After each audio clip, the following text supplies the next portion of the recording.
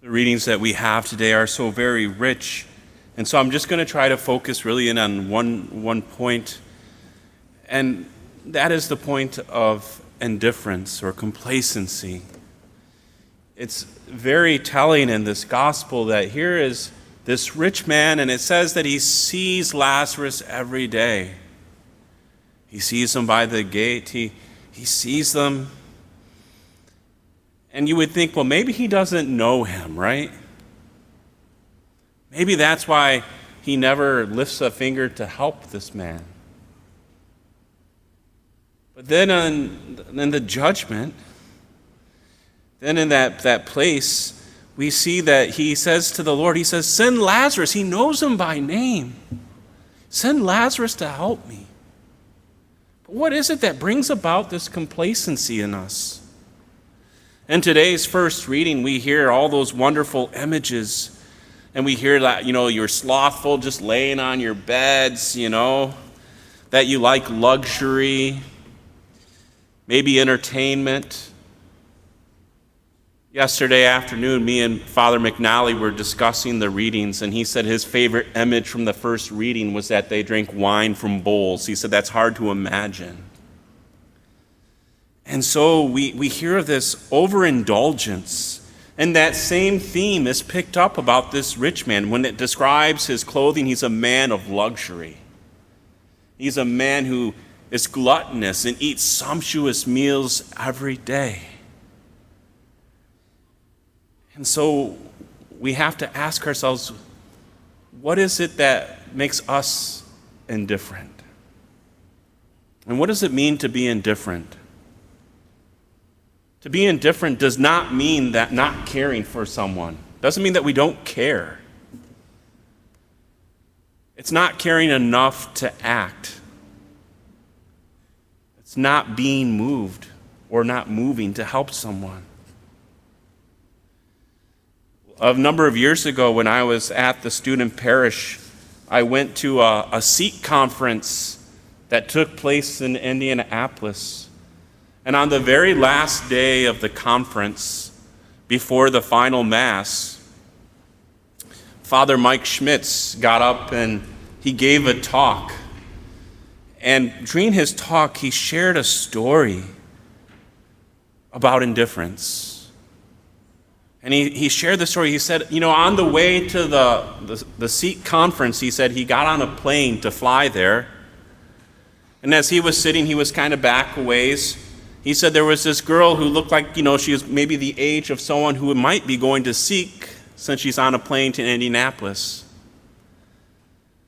And he said as she got on the plane, there was a young boy who needed to get around her, so she tried to move out of his way, and as she moved, her knee dislocated. And he said she fell into the seats across the aisleway. And he looked up and he's like, I wonder if she's all right. And then he said as he looked up, he saw 2 flight attendants, and the people sitting in that area were already kind of taking care of her. And so he said, well, she's taken care of, and he went back to getting, everything ready for he calls it the bird box, the thing that you watch your movies on the flight. And as he was getting ready, he said he just couldn't stop thinking about this girl. And so occasionally he would look up over his headrest and to see if she was doing, how she was doing. And he's like, yeah, she's being taken care of. This is all right. And he said at one point, this girl looked back in pain and made eye contact with him. And he looked at her and he said, well, she's being taken care of. And he went back. And he said another time she looked back and he saw her over the headrest. And he said he never stopped thinking about her. On the flight there, he was like, I hope she's all right. I hope someone will help her off the flight. I wonder if she's going to be at the conference with me. And so he said he kind of just went about his thing. And then after he got to the Sikh conference, he said everyone that he saw going by on crutches, he wondered if it was going to be this girl. And he shared with us that he was tired this last morning before Mass because he couldn't sleep the night before. He said the night before he had received an email from Lucy.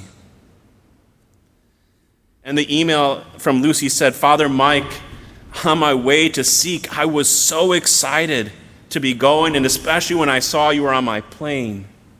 Because I listened to all your podcasts, I just love you." And she goes, "But on the plane, I dislocated my kneecap. Some people were so generous, and they came to help me out. And I looked back, and you looked up, but you didn't come up." She said, "I was looking for my dad, but you didn't move." And as he says this, Father Mike's crying. And it cut me to the heart to hear of how this girl was looking to him as her dad, as her spiritual father, to come and to comfort her in that moment, and that he didn't move. Father Mike said it's not that he wasn't moved, not that he didn't care, but that he didn't care enough to get up and to act. Do we do the same thing at times in our life? We hear about this rich man and how it's because of his lack of action that he is suffering. We also hear in Matthew's gospel, chapter 25, when there's the gospel about judgment, right? If you listen carefully, it's not about well, you did this, right? It's about what you didn't do. He says, "When I was hungry, you never gave me anything to eat. When I was thirsty, you didn't give me anything to drink," right? Doesn't that sound an awful lot like the corporal works of mercy? It's missing burying the dead, right? But really, it's the corporal works of mercy. And so, do we live those out in our life? Or do we let them go because of indifference? Because of our own self-seeking, of seeking out comfort?